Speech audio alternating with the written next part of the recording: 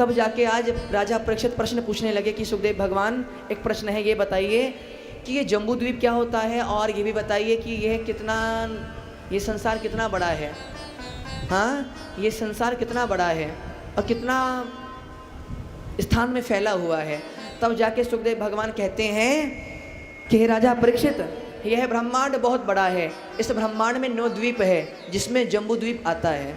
जम्बू द्वीपे भारत खंडे आर्यावर्तेक देशे देशांतर्गते, फिर भारत देशे आता है, फिर भारत भूमि आती है। और इन 9 द्वीप में जो ये जम्बू द्वीप है, ये भी 9 योजन बड़ा है, विस्तारमय है, और उन्हीं में ये भारत आता है। तो सुखदेव जी भारत भूमि के लिए बहुत सुंदर कहते हैं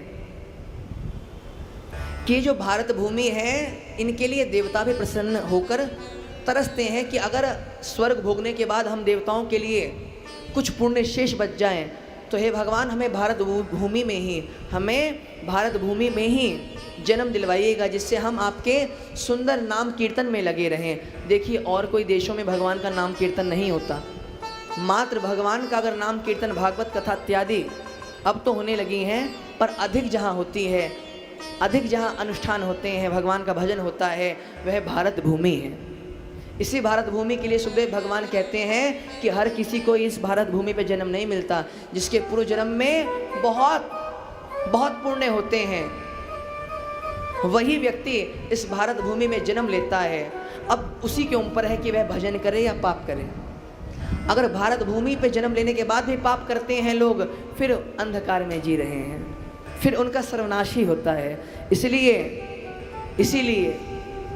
श्री सुखदेव भगवान भारत भूमि के लिए बहुत सुंदर कहते हैं, अरे राजा परीक्षित, इस भारत भूमि में हिमालय, चित्रकूट, गोवर्धन आदि ऐसे ऐसे पर्वत हैं, गंगे च यमुने चैव गोदावरी सरस्वती नर्मदे सिंधु कावेरी, इतनी नदियां हैं जिनका दर्शन करने मात्र से पाप नष्ट हो जाते हैं। ऐसे भारत को छोड़ के कहाँ जाओगे? हैं? ऐसे भारत से क्या बड़ा है? ना यत्र यत्रेशमखा, ना यत्र यज्ञेशमखा महोत्सवाः, सुरेश लोकोऽपिन विसासेव्यताम्। देवता कहते हैं कि अगर हम भारत में जन्म लेंगे ना, तो हम भगवान श्याम सुंदर का ना यत्र यज्ञेशमखा महोत्सवाः, हम भगवान के नित्य महोत्सव करेंगे, हम भगवान का नित्य ध्यान पूजन करेंगे और पुनः भगवान को ही प्राप्त होंगे।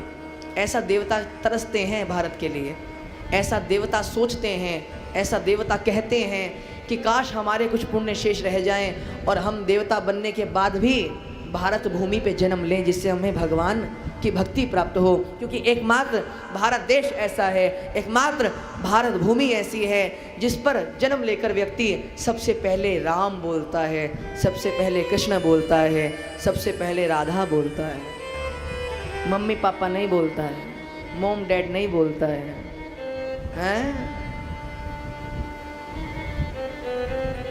माता पिता बोलता है, बाबा बोलता है, मैया बोलता है। ऐसा है भारत देश हमारा, जो भरा नहीं है भावों से, जिसमें बहती रसधार नहीं, वह पत्थर, वह हृदय नहीं, वह पत्थर है जिसमें स्वदेश का प्यार नहीं। वृक्षों में चंदन बड़ा, नागों में जैसे शेष, नदियों में गंगा बड़ी और देशों में भारत देश। बोले भारत माता की।